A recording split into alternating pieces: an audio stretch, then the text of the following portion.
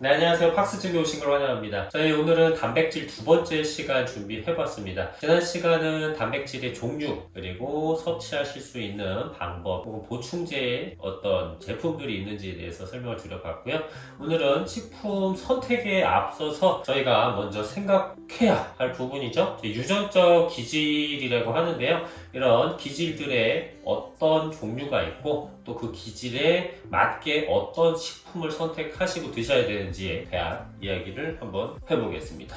자, 이제부터 조금 집중하셔서 들어주셔야 합니다. 말이 좀 헷갈릴 수 있으니까요. 귀를 쫙 세워주시고요. 자, 저희는 각자 개개인의 유전적인 기질을 생각해 볼 수가 있습니다. 이 유전적 기질이란 저희가 크게 두 가지로 나눌 수가 있습니다. 내가 나의 부모님에게 혹은 멀리 조상님들에게 물려받은 대대손손 물려받은 이 몸속에 가지고 있는 유전적 DNA 기질을 생각해 볼 수 있습니다. 쉽게 타고난 체질이라고 해야 될 것 같아요. 또 다른 하나는 저희가 후천적으로 만들어지는 유전적 기질이에요. 저희가 성장해 가면서 환경에 따라서 개개인이 다 각기 다른 형태로 만들어지게 됩니다. 보통은 부모님들의 식습관에서 많은 영향을 받는데요. 어떤 식탁 환경에서 성장해 왔는지가 저희 후천적 기질의 많은 부분을 만들어낸다고 합니다. 이런 선천적 유전 기질, 후천적 유전 기질 두 가지로 크게 나눠질 수 있습니다. 말이 좀 어렵죠? 발음이 좀 어려운 것 같아요. 그죠? 선천, 후천. 이런 유전적인 선천적, 후천적 기질은 동서양 인종 간의 큰 예로 들어서 한번 차이를 알아보도록 하겠습니다. 저희가 생각하는 이런 서양 식탁이죠. 서양인들의 식탁이 다 그렇다는 건 아니지만 보통 우리 상상 속에 있는 그런 서양인들의 식탁에는 익히 알고 있는 빵!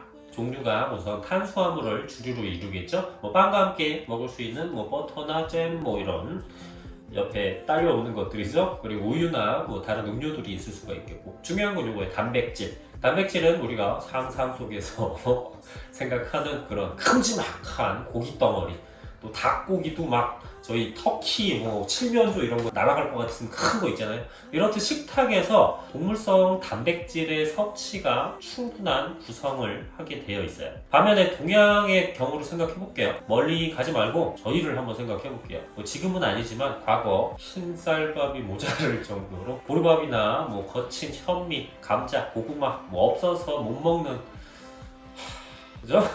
너무 과거로 갔나요? 조금 가까운 저희 시절로 한번 가볼게요. 30년 전에 군사 독재 정권 시절 이 정도만 하더라도 다 요새 분들 아실지 모르겠어. 혼분식 장려라고 해갖고 밀가루, 혼분식 장려라는 미명 아래 강제적으로 저희 밀가루 시기가 이루어졌던 시기도 있었습니다. 밀가루 섭취를 독려를 했었죠. 더 먹을 수 있게. 흰쌀밥 같은 경우는 먹기가 힘들었었겠죠. 보리밥이나 이런 걸 먹었겠고, 아까 말씀드린 고구마, 감자 이런 구황작물 같은 거를 좀 많이 탄수화물로 섭취를 할 수가 있다라는 거를 알 수가 있어요. 반면에 동물성 단백질 같은 경우는 굉장히 섭취가 제한적인 식탁이었어요.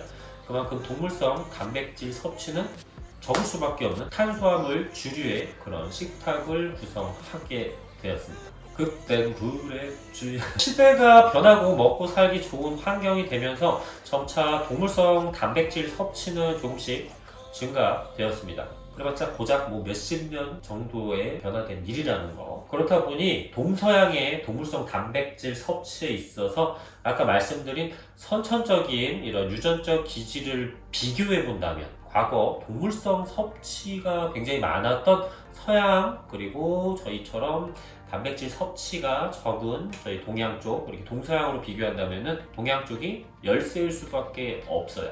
이런 유전적 열세를 쉽게 찾아볼 수 있는 부분은 바로 몸, 신체 사이즈가 될 거예요. 신장 기본적으로 굉장히 차이가 나겠죠.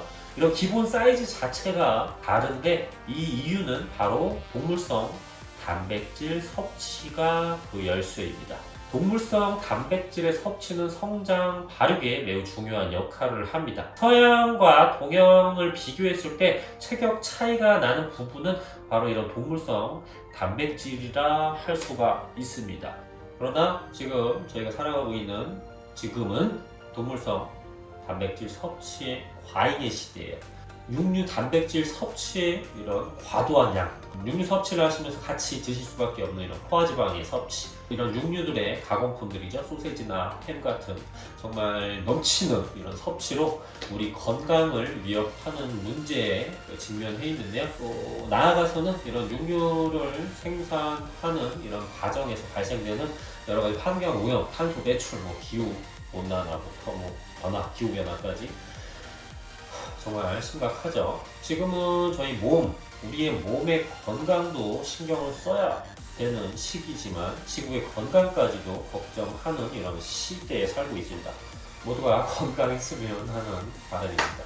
저희들이 지금 20, 30년 전 지금의 평균 신장 키를 비교해 봤을 때 지금 굉장히 성장 발육이 좋은 과거와는 완전히 다른 모습을 보여지는 걸 확인하실 수가 있어요. 굉장히 키가 평균 신장이 굉장히 커졌죠. 이게 다 동물성 단백질 섭취의 증가가 그 배경에 숨어 있습니다. 이 몇십 년 사이 눈에 직접적으로 보이는 시체의 이런 평균적인 사이즈는 증가되었어요.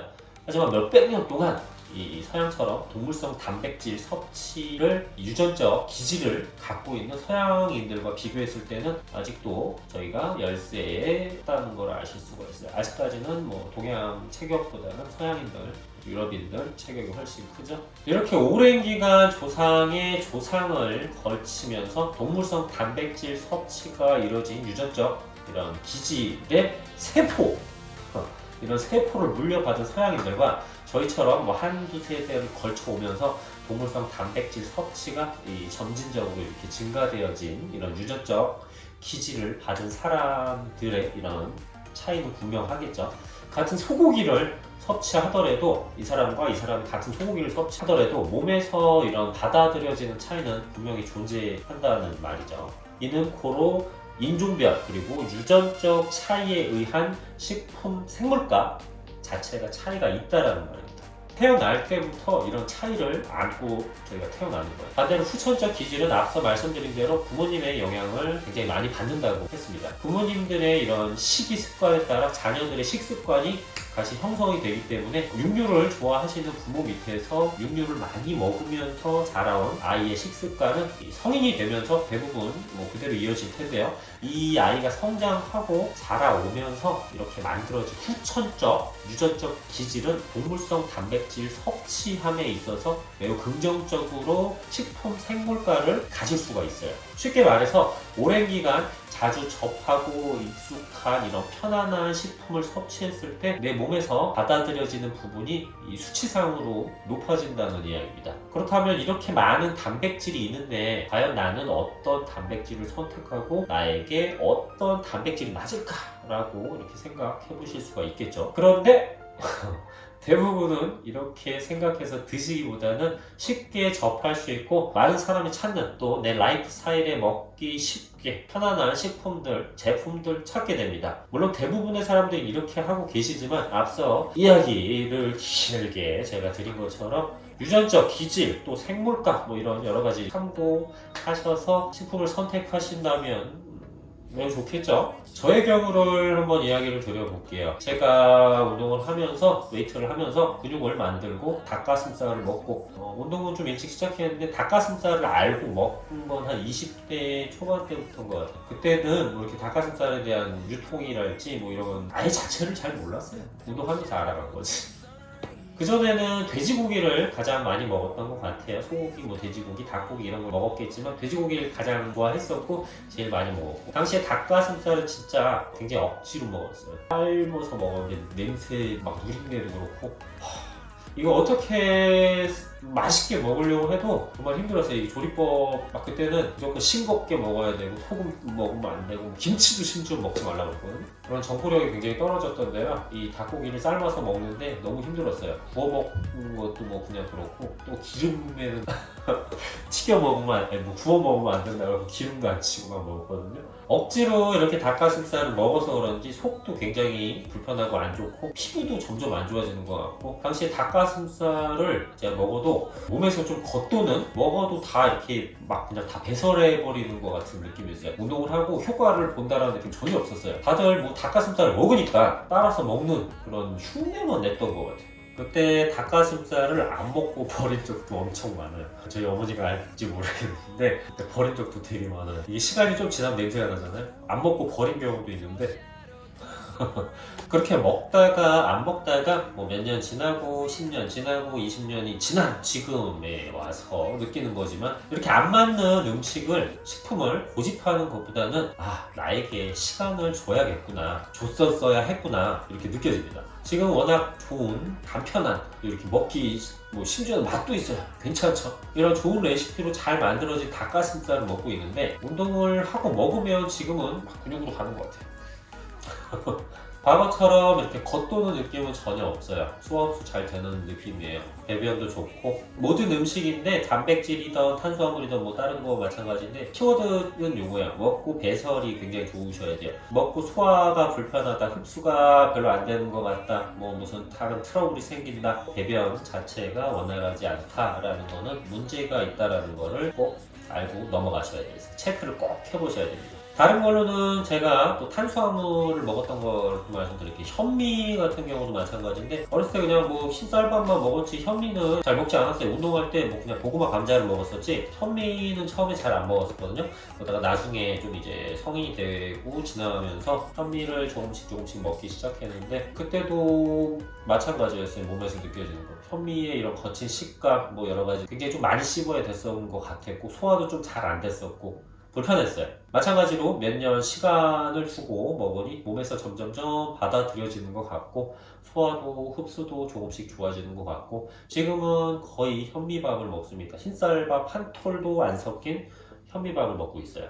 이렇게 탄수화물도 그렇고 단백질도 그렇고 좀 시간을 두고 섭취를 하니 변화들이 생기는 것 같습니다. 반면에 어릴 적부터 많이 먹고 또 자주 먹고 뭐 편안한 돼지고기 이런 안 좋은 느낌 전혀 없습니다. 심지어는 돼지고기는 막 내장들도 잘 먹어요. 그래서 체중 걱정 없는 이런 시기 때는 다이어트를 해야 돼 라고 느껴지지 않고 그냥 평상시죠. 이때는 저희 돼지고기 선택을 굉장히 많이 하는 것 같아요. 보통은 돼지고기를 많이 먹습니다. 부위별 막 가리지 않고. 제가 이렇게 식품에 대한 몸으로 느꼈던 이런 후천적 기질은 몇 년 짧게는 그리고 길게는 10여 년 이상 걸치면서 경험을 했었는데요. 여러분들도 지금 단순히 닭가슴살을 기준으로 삼고 저희 단백질 섭취하지 마시고 다양한 식품들을 오목조목 선택하셔서 나에게 맞는 단백질, 나에게 맞는 조리법들 찾아가시면서 이런 후천적인 나의 기질을 만들어 가셨으면 합니다. 손이 좀 덜 가는 식품들 조금씩 가끔씩 드시다 보면 점점 아주 느리지만 괜찮아지시는 거를 느끼실 수 있을 거라 생각합니다. 그리고 너무 육류를 통한 단백질 섭취를 고집하시는 분들이 계신데요. 바다에서 나오는 이런 생선류죠. 생선류나 식물성 단백질 같은 종류의 단백질도 적극 권해드립니다. 육류를 줄이시고 식물성 단백질로 건강함을 찾으시면 좋겠어요. 최근에는 육류를 대체할 수 있는 저희 식물성 대체육이 나오고 있어요. 이런 회사 비욘드밋이라는 회사도 있고요. 마트에 가도 있어요. 100% 식물성으로 만든 육류 대체품들이 나오고 있는데요. 육류의 대안으로 점점 여러분들도 잘 알고 계시는 이런 맥도날드, 버거킹 이런 세계적 패스트푸드 업체에서도 식물성 고기 패티를 연구하고 또 시험 판매까지 하고 있답니다. 결국에는 환경오염과 육류 생산을 위한 이런 가축업, 탄소 배출, 메탄가스, 지구온난화, 기후변화까지 정말 심각한 상황이라고 합니다. 제가 얼마 전에 환경오염 관련된 다큐멘터리를 봤는데요. 바다 해양 생태계에 대한 그 다큐에서 말하는 바다 생물들 생선, 여러가지 해산물 종류들 거기에는 굉장히 많은 중금속들이 녹아나 있다라고 이런 중금속들 때문에 바다에서 나오는 식품들을 좀 권장하지 않는 그런 모습들도 비춰졌습니다. 이러다 보면 먹을 게 없어져요. 환경오염 굉장히 심각한 문제입니다. 운동하시면서 내 스스로의 건강은 육류를 줄이는 나의 식탁에서 찾으실 수 있습니다. 또한 지구의 건강도 함께 지킬 수 있다라는 생각으로 건강한 식사 꼭 챙겨주시고요. 영상 좋으셨다면 구독, 좋아요, 알림 설정 부탁드리겠습니다. 저는 또 다음 에피소드로 여러분들 찾아뵙도록 하겠습니다. 안녕히 계십시오.